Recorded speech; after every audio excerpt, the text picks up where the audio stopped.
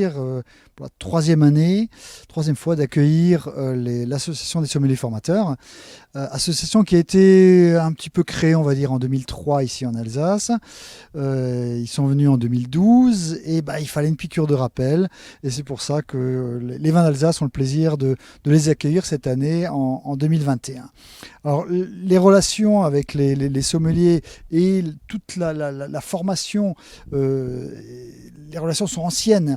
Le CIVA et les vins d'Alsace sont impliqués depuis de nombreuses années, depuis plus de 20 ans, depuis plus de 30 ans, dans la formation au niveau de toutes les mentions sommellerie, des BP sommeliers, les écoles hôtelières, etc. Parce que c'est la formation extrêmement importante.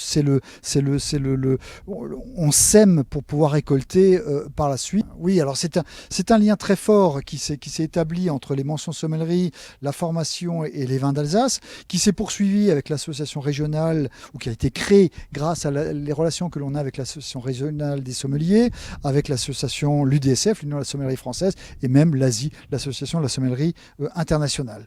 Donc, programme qui a été créé là pendant 2 jours autour de différents thèmes que l'on a mis en avant, parce que les vins d'Alsace ont évolué, ont changé, et c'est ce qu'on a voulu montrer après deux séjours en Alsace. On a voulu montrer cette évolution à l'ensemble de ses professeurs et de ses formateurs.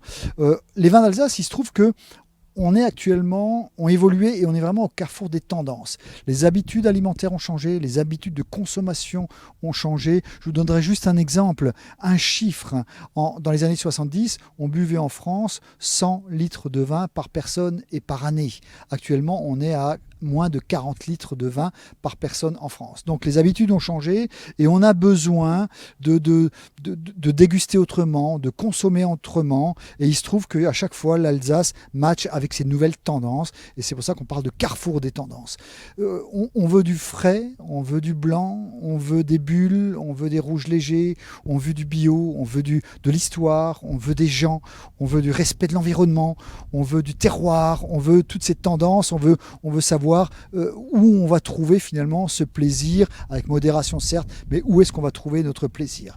Et c'est pour ça que j'ai voulu montrer ces nouvelles tendances à l'ensemble de nos amis visiteurs, avec un programme qui s'est articulé autour de différents thèmes et de différentes rencontres avec des personnes. La première, ça a été un atelier vin et fromage avec Jackie Queneau de la fromagerie Saint-Nicolas, où on a travaillé sur les accords vin et fromage, vin blanc et fromage.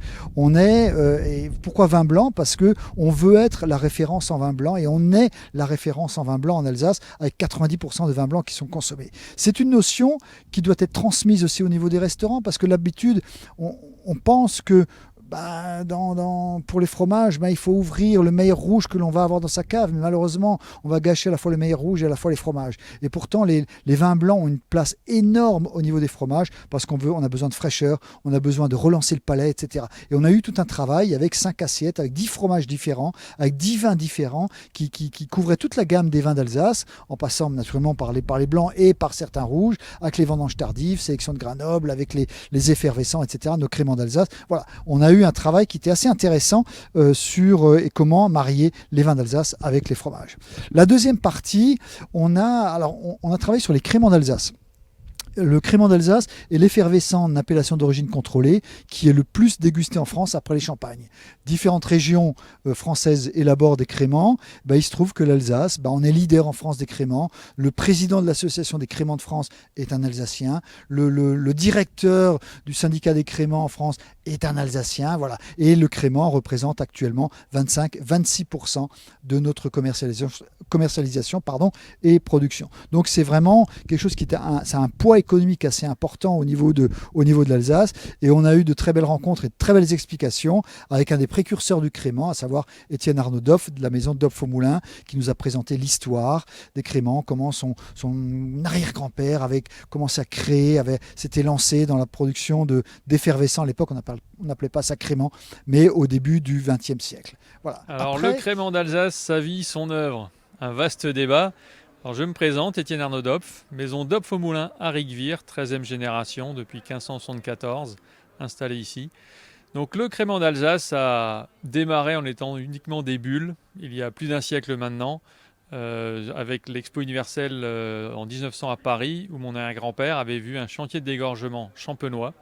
Il avait été fasciné par la chose et il a ramené donc cette technique en Alsace pour au départ produire des mousseux pendant de nombreuses années, jusqu'à l'obtention en 1976 de l'appellation d'origine contrôlée crément d'Alsace, sous l'impulsion de mon grand-père cette fois-ci. Et le développement s'est fait avec une croissance à 2 chiffres pendant plus d'une quarantaine d'années maintenant, et pour friser maintenant les 35 millions de cols vendus chaque année, soit un quart de la production alsacienne. C'est un succès indéniable. Et nous utilisons principalement les cépages Pinot Blanc, Auxerrois, Chardonnay, Pinot Noir. Le Riesling et le Pinot Gris sont aussi autorisés pour faire nos fameux créments d'Alsace. Oui, nous avons dégusté 4 créments qui symbolisent en fait les créments d'Alsace. Donc tout d'abord notre cuvée Julien, qui est un assemblage de Pinot Blanc et Auxerrois non millésimé, qui est vraiment le cépage... le crément d'Alsace plutôt phare, classique, avec 2 ans sur latte minimum. Nous avons eu ensuite un crément d'Alsace rosé brut, donc 100% pinot noir, dont nous avons la couleur extraite dès la mise en pressoir en fait. Nous avons eu ensuite un cuvée Bartholdi, qui est l'alliance en fait de la Champagne et d'Alsace, avec 50% de chardonnay et 50% de pinot blanc. Et nous avons terminé par une Solera, qui est le dernier né à la maison d'Opf au Moulin, qui est en fait un assemblage là, de 5 millésimes, de 2012 à 2016, de chardonnay sans soufre ajouté, en cuvée. Et voilà, 2 ans sur latte minimum aussi, non dosé, donc en brute nature, et qui révèle vraiment une nouvelle phase des créments d'Alsace. Dimension qui est très importante au niveau de l'Alsace, c'est l'histoire. Derrière chaque étiquette, il y a une histoire, il y a une famille, dans plusieurs, ou très souvent dans les entreprises, vous allez retrouver 2 voire 3 générations qui cohabitent, qui travaillent ensemble, qui se respectent, qui apprennent l'une de l'autre, et ça c'est extrêmement important. Et on a voulu montrer ça, illustrer cela par une visite à la confrérie Saint-Étienne, une des plus anciennes confréries bachiques en France, qui a été créée, je ne me souviens plus la date, je vous prie de m'excuser, mais qui a été relancée en 1947, et on a pu déguster avec Serge Dups, président des sommeliers d'Alsace et meilleur sommelier du monde, qui travaille à l'Auberge de Lille, qui nous a présenté différents vieux millésimes. On est remonté de mémoire hier soir jusqu'en 1966. Et là, il y avait un autre message qu'on voulait faire passer. On pensait que les vins d'Alsace doivent se déguster rapidement. Et ben non. Soyez patients, conservez-les, les grands crus, ces vins de terroir, de minéralité, de puissance, de garde. On a une évolution qui est absolument superbe dans certains terroirs, et on a une très très belle expression, dans ces vins hier après-midi à la confrérie Saint-Étienne, qui a une œnothèque avec pratiquement de mémoire 50 000 bouteilles, et on remonte au 19e siècle avec certains flacons. Alors, il y a une autre chose dont je n'ai pas parlé. L'accueil s'est fait dans un restaurant le dimanche soir. Parce que l'Alsace, quand on parle d'Alsace, on parle de gastronomie également. Et on a commencé au flamenco, on a commencé avec des tartes flambées. Alors, j'aime pas le terme revisité, mais voilà, c'est une ambiance assez festive. L'Alsace est une terre de tradition, une terre d'histoire, mais voilà, on avait une ambiance assez détendue d'accueil avec des tartes flambées, avec agrémentées, que ce soit de saumon fumé ou autre, avec différentes façons de minster, naturellement, notre fromage emblématique. Et voilà, c'était une belle introduction. J'aurais dû commencer par ça. C'est une belle introduction à ce séjour en Alsace. Alors, ce matin, autre pilier aussi des vins d'Alsace et de la communication, c'est ce respect de l'environnement. L'Alsace, on est vraiment pionnier en biodynamie, parce qu'elle a commencé dans les années 60.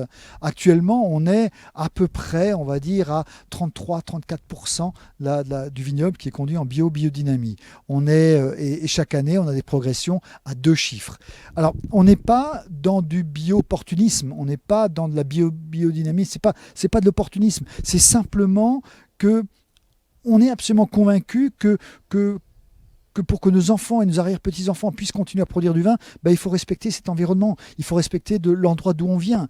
Et respecter l'environnement, c'est se respecter soi-même, c'est se respecter également nos consommateurs et avoir un produit qui est vrai, un produit qui est vivant.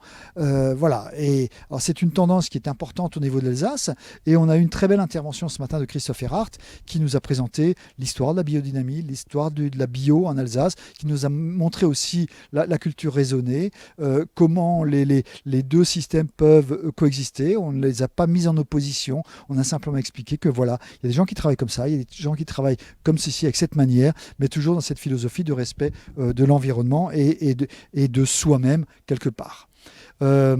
Autre partie importante du séjour, le no-tourisme. Sur toute la route des vins, qui est une des plus anciennes de France, dont on va fêter les 70 ans en 2023, il y a à peu près, dans les bonnes années, on va oublier la pandémie, mais dans les bonnes années, il y a 5 à 6 millions de visiteurs qui voyagent, qui parcourent ces routes sinueuses avec ces nombreux villages typiques.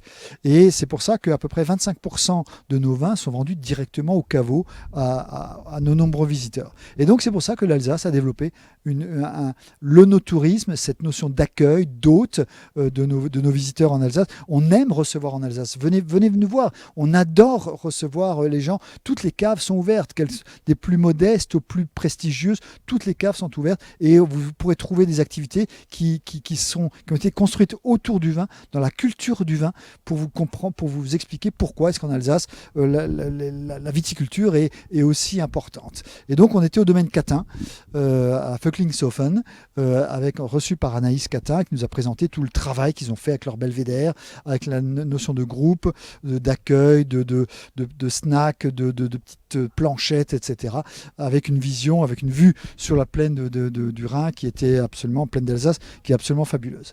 Et on termine alors ce séjour avec des notions qui font partie aussi de notre histoire, qui font partie aussi de nos axes de communication, de ce renouveau, de ce carrefour des tendances, avec les pinots noirs qui progressent fortement, c'est 10% de notre production actuellement, avec cette notion de richesse dans les vins, d'histoire, avec Pierre Gassman qui nous explique sur ce côté catholique, ce côté protestant, cette philosophie que l'on peut avoir dans la gestion de la richesse des vins, et surtout cette notion de terroir, parce qu'en Alsace, nous avons tous les terroirs du monde, dans une toute petite région qui est 16 000 hectares, on a 12 types de sols complètement différents, avec au niveau de la plaine des sols d'alluvions, de graves. Voilà.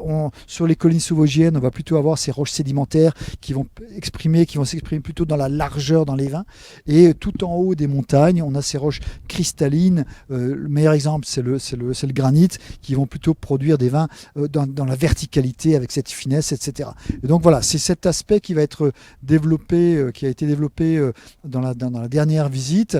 Donc aussi des pinots noirs, c'est cette révolution que l'on a au niveau des pinots noirs, parce que les gens actuellement demandent plus de vin fin, de vin rouge élégant, et c'est exactement ce que l'on cherche à produire, ce qui est produit en Alsace avec notre pinot noir, qui est un vin fin, élégant, sphérique, c'est un terme que j'aime bien, sphérique, voilà, tout en délicatesse, avec ces tanins soyeux.